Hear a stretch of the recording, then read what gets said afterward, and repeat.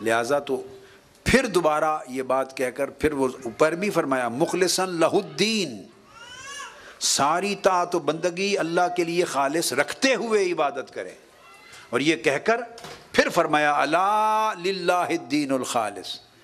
میرے حبیب اعلان کر دیں، امت کو بتا دیں۔ آپ اندازہ کریں اس بات کی اتنی اہمیت تو ہے کہ اسی مقام پر ریپیٹیشن کیا ہے کہ خبردار آگاہ ہو جاؤ، سن لو کہ طاعت و بندگی ساری کی ساری خالصتاً اللہ کے لیے ہے۔ تو آپ نے دیکھا کس طرح دوبارہ زور دیا گیا ہے کہ طاعت اور بندگی خالصتاً، پیور، ایکسکلوسیولی ساری اللہ کے لیے۔ یہ اللہ رب العزت نے یہاں انسان کو اپنی بندگی میں اور عبادت میں، طاعت اور عبادت میں کیا فرق ہے؟ انسان، لوگ یہ سمجھتے ہیں عبادت اعمال، عبادت کس کو کہتے ہیں؟ اعمال ہوتے ہیں۔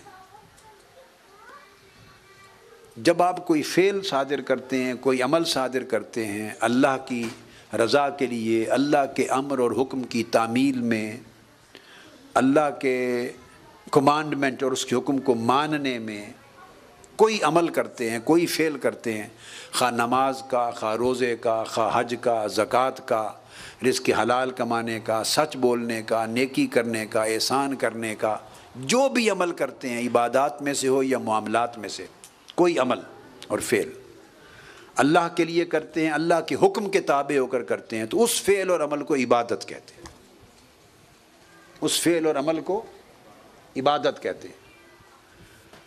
طاعت کیا ہے؟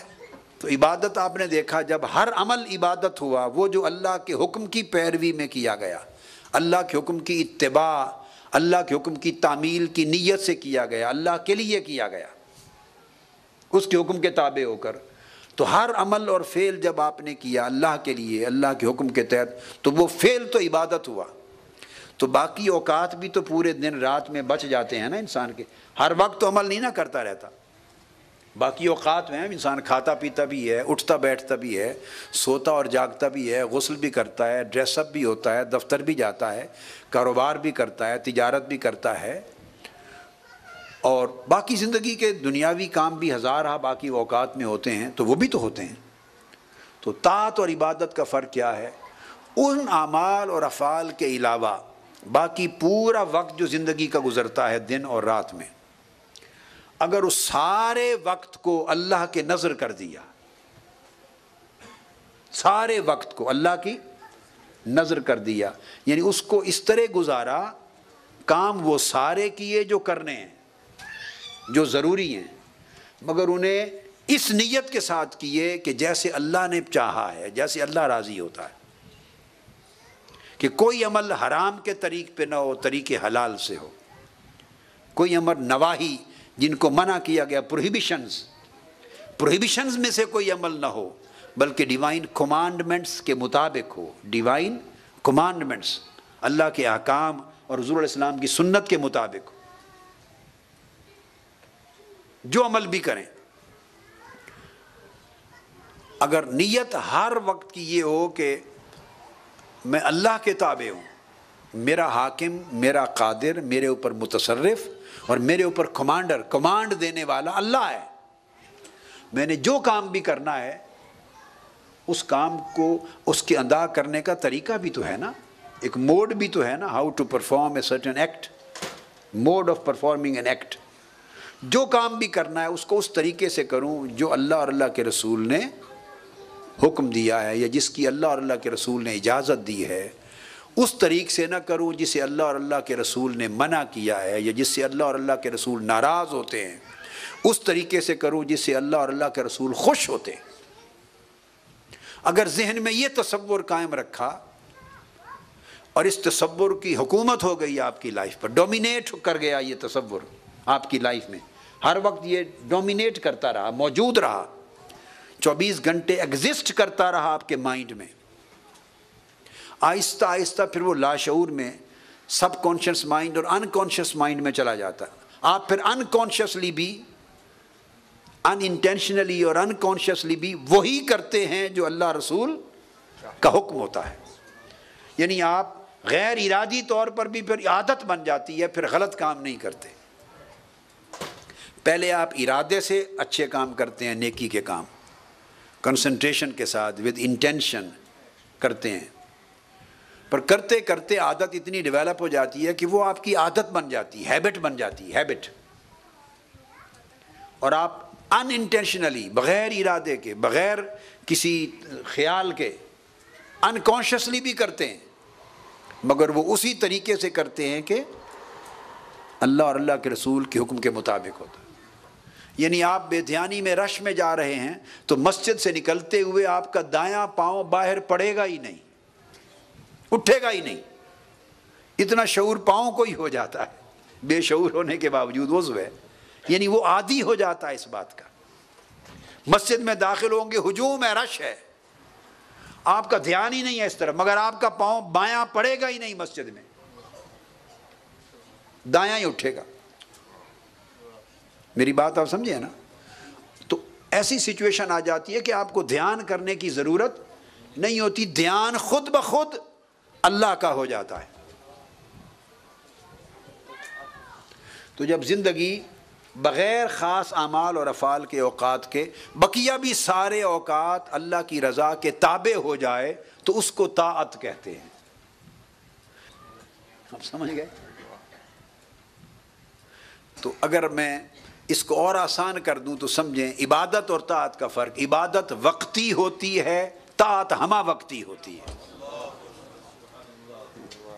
عبادت اوقات کے ساتھ ہوتی ہے، جس وقت میں آپ نے وہ فعل اور عمل کیا وہ عبادت ہوئی، تو وقتی ہو گئی نا.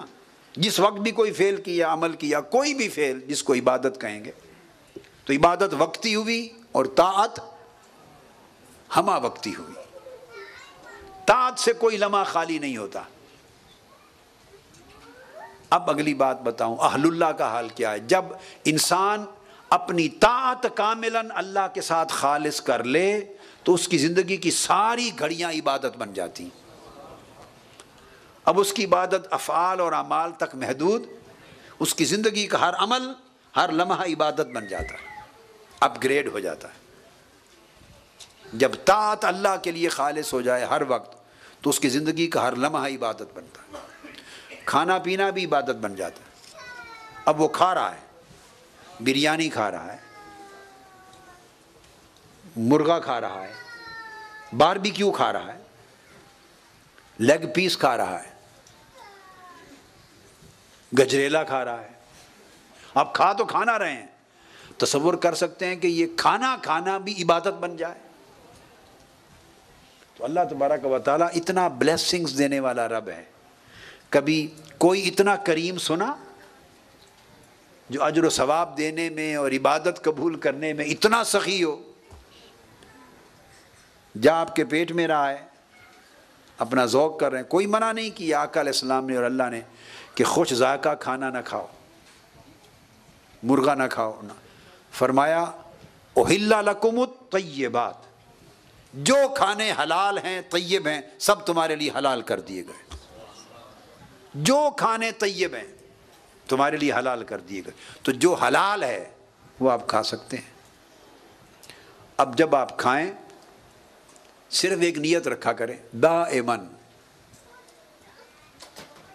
کہ اس لیے کھاؤں تاکہ اللہ کی بندگی کرنے کے قابل رہے میرا جسم، جسم میں اتنی طاقت رہے کہ اللہ کے دین کی خدمت کر سکوں، اتنی طاقت اور صحت رہے کہ عبادت کر سکوں، اتنی صحت رہے کہ اپنے فرائض ادا کر سکوں، اتنی جسم میں طاقت توانائی رہے کہ اپنے واجبات، ذمہ داریاں اللہ رسول کے حکم کے مطابق ادا کر سکوں. تو کھاؤں اس لیے تو عبادت کر سکوں. اب ہماری زندگی تو اس کے الٹ ہو گئی ہے. ہم عبادت اس لیے کرتے ہیں کہ کھا سکیں. عبادت کے بعد دعا ہے باری تعالیٰ میرا رزق بڑھا دے. دھیان ہی رزق میں ہے.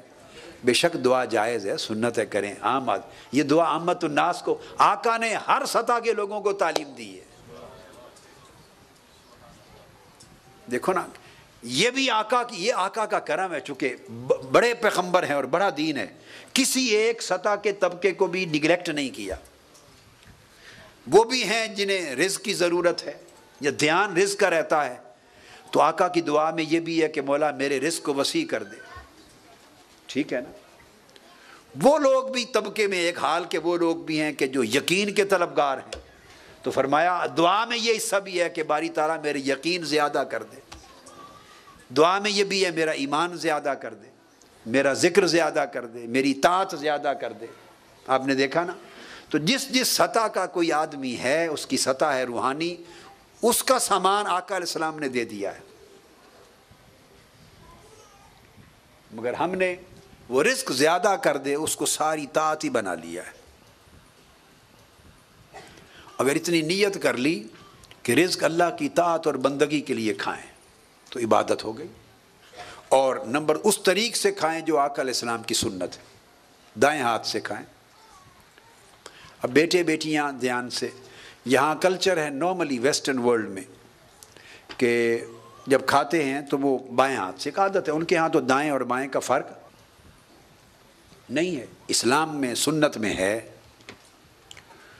تو وہ پھر جب بچے کھاتے ہیں تو ان کو جب والدین یہ بات نہیں سمجھائیں گے تو اسکول میں جب دیکھیں گے اپنے کولیگز کو اور کلاس فیلوز کو، فرینڈز کو کھاتے ہوئے نارملی بائیں ہاتھ سے چمچ پکڑ لیا، کانٹا پکڑ لیا، کھایا، ان کو کنسیپٹ ہی نہیں ہے کہ اس میں کوئی برائی ہے۔ تو اب آپ اگر یہ التزام کریں کہ آقا علیہ السلام کی سنت ہے دائیں سے کھانا، سو حضور کی سنت کی اتباع میں دائیں ہاتھ سے کھائیں۔ اب دائیں ہاتھ سے جب کھا لیں گے اس نیت کے ساتھ، تو جو کھانا ہے اتنا ہی کھانا ہے، کم تو نہیں ہو جائے گا نا، مگر فرق کیا پڑے گا، وہ عبادت بن جائے گا۔ میں ایک مثال آپ کی دے رہا ہوں۔ اچھا، پھر کھانا تو آپ کے پیٹ میں ہی جانا ہے، لیکن آپ اس کو بسم اللہ الرحمن الرحیم پڑھ کے شروع کریں گے تو کوئی کم تو نہیں ہو جائے گا اس سے؟ پیٹ نے بھر تو نہیں جانا کہ اب میں بسم اللہ پڑھ لی، اب میں جتنی میری بھوک تھی اب اتنا کھا ہی نہیں سکتا۔ تو بسم اللہ نے پیٹ تو نہیں پر کر دینا جی، پھر بھی کھائیں گے، مگر جب بسم اللہ الرحمن الرحیم پڑھ کے کھائیں گے تو آپ کے لیے وہ عبادت بن گئی۔ کیوں؟ فَكُلُوا مِمَّا ذُكِرَ اسْمُ اللَّهِ عَلَيْهِ، جس پر اللہ کا نام لیا گیا اس میں سے کھائیں، یہ اللہ کا امر بن گیا، اور اللہ کے امر کی تعمیل عبادت ہے۔ اور آقا علیہ السلام کا امر ہوا کہ بسم اللہ پڑھ کے کھائیں، حضور کے حکم کی تعمیل عبادت ہے، عبادت بن، اتنی بات سے عبادت بن گیا۔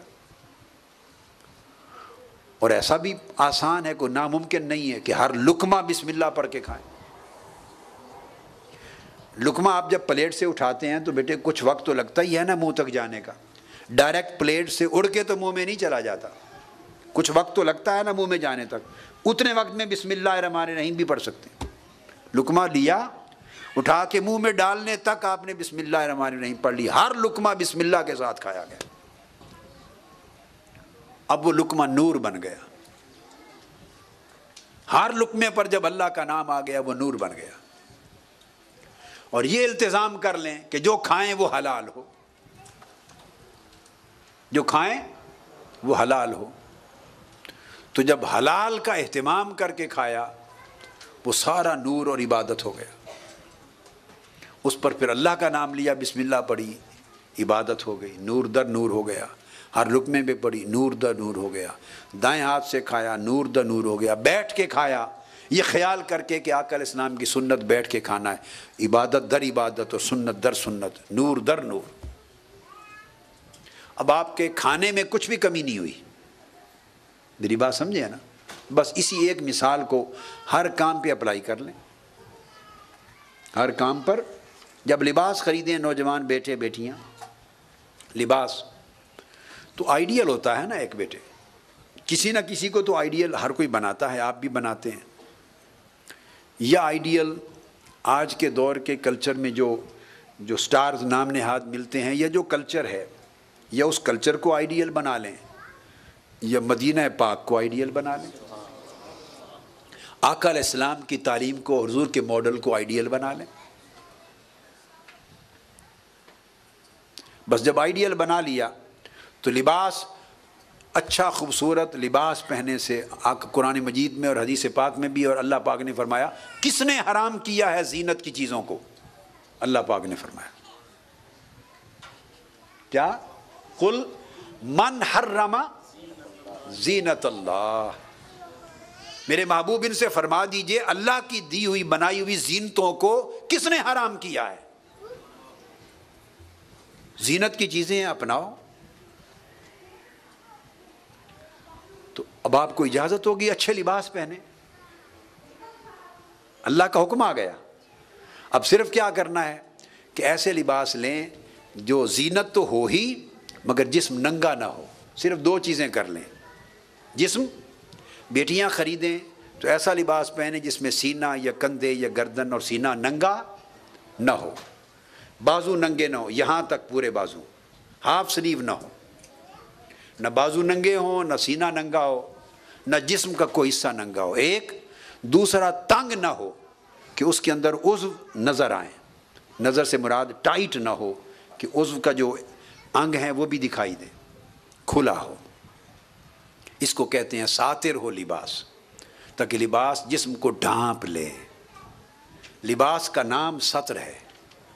اللہ نے جسم کی جو شکل بنائی ہے، جو لباس اس کو نہ ڈھانپے، چھپائے نہ، وہ لباس نہیں ہے۔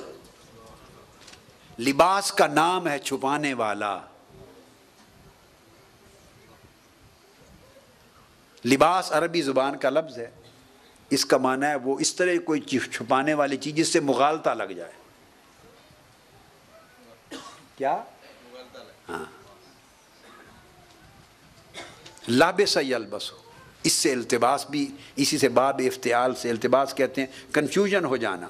یعنی لباس یہ ہے کہ پہنا ہوا ہو تو پتہ نہ چلے کہ اس کا یہ عضو کہاں ہے، یہ عضو کہاں ہے، یہ آرگن کہاں ہے، سارے آرگنز کو اس طرح چھپا لے کہ آرگن پتہ نہ چلے، مغالطہ لگ جائے دیکھنے والے کو، اس کو لباس کہتے ہیں۔ بس دو شرطیں آقا علیہ السلام کی اتباع کی، حکم کی اتباع کی نیت کر کے کر لیں، جتنا خوبصورت لباس چاہیں پہنیں، پینٹ پہنیں، کوٹ پہنیں، جو چاہیں پہنیں۔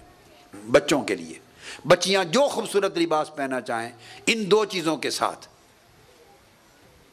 وہ لباس پہننا بھی عبادت بن گیا۔ اس نیت کے ساتھ لباس کو سینا سیو کرنا، سلائی مشین، وہ بھی عبادت ہو گئی۔ اب آپ میلا ہو گیا، دھونا ہے، دھونا تو ہے نا۔ میں آپ کو بیٹے بڑی پریکٹیکل سادہ عام روزہ کی چند مثال، ان چیزوں سے کوئی فائدہ ہو رہا ہے آپ کو؟ یہ مثالیں دوں یا نہ دوں؟ اس سے آپ کنسیپٹ اور کلیئر ہو رہا ہے؟ آپ دھوتے ہیں، واشنگ مشین میں ڈالتے ہیں، جی نہیں؟ میں نے کہا شاید کہہ رہے ہیں ادھر پہ نہ دیں، ضرورت نہیں ہے آپ تو آپ واشنگ مشین میں تو ڈالتے ہیں۔ اب اتنی نیت، اس نے دھلنا ہی دھلنا ہے۔ نیت یہ دل میں رکھیں کہ اجلا ستھرا صاف لباس پہننا میرے آقا علیہ السلام کی سنت ہے۔ اب یہ میلا ہو گیا، اس کو میں دھو دوں، صاف کر لوں، بس۔ دھونا تو ویسے بھی تھا اور تیسے بھی تھا، تو ویسے تیسے میں پڑھنے کی بجائے کیوں نہ ایسا کر لیا جائے؟ ہم ویسے تیسے میں رہتے ہیں، میں سکھا رہا ہوں کہ ایسا کر لیں کہ لباس، میلا لباس آقا علیہ السلام نے کبھی نہیں پہنا، اور میلے لباس کو آقا علیہ السلام نے پسند نہیں کیا، اللہ بھی پسند نہیں کرتا۔ اللہ پاک نے فرمایا ان اللہ جمیل یحب الجمال، اللہ خود خوبصورت ہے اور خوبصورتی اور جمال کو پسند کرتا ہے۔ چلو خوبصورت ستھرا صاف لباس پہنے، نیت کر لی کہ اس کو اس لیے صاف کروں کہ اجلا ہو جائے۔ اب اتنے کرنے سے کچھ خرچ ہوا؟ بولیے بیٹے، کچھ بھی نہیں ہوا۔ اسی طرح صاف ہوا، اجلا ہوا، آپ نے نیت کی، پھر اس کو پریس کرنے لگے، سلوٹیں ہیں تو پریس اس خیال سے کریں جو پہنے کہ لباس کا حسن ہے، اللہ اللہ کے رسول کو پسند ہے۔ اجلا لباس ستھرا، اچھا، خوشنما ہونا چاہیے، برا نہیں ہونا چاہیے۔ تو آپ کی زندگی کا میرا سمجھانے کا مقصد یہ ہے کہ ہر عمل عبادت بن جائے گا۔ آپ جاب کے لیے آفس گئے، اپنی دکان پر گئے، کما کے تو لانا ہی ہے آپ نے، رزق حلال، نیت یہ کریں کہ رزق حلال کمانا میرے آقا نے فرمایا اتنی بڑی عبادت ہے کہ بعض گناہ، حدیث پاک میں جو نماز روزہ حج اور زکوٰۃ سے بھی معاف نہیں ہوتے. نماز روزہ حج اور زکوٰۃ سے بھی معاف نہیں ہوتے، رہ جاتے ہیں. آقا علیہ السلام نے فرمایا رزق حلال کمانے میں جو تکلیفیں ہوتی ہیں ان تکلیفوں سے وہ گناہ بھی معاف ہو جاتے ہیں. تو جاب کی تکلیفوں سے گناہ معاف ہو جاتے ہیں اگر نیت رزق حلال کی کر لیں. نیت کر لیں رزق حلال کی. اب جاب کی تکلیفیں جو ہیں جاب کے راستے کی، اس سے بھی گناہ معاف ہو گئے، اور وہ گناہ جو حج سے بھی معاف نہیں ہوئے تھے اور نماز روزہ سے بھی معاف نہیں ہوئے تھے. آپ اندازہ کر لیں تو کتنی بڑی عبادت ہوئی. رزق حلال کمانا ہے اور کھانا خود ہے اور بیوی بچوں کو کھلانا ہے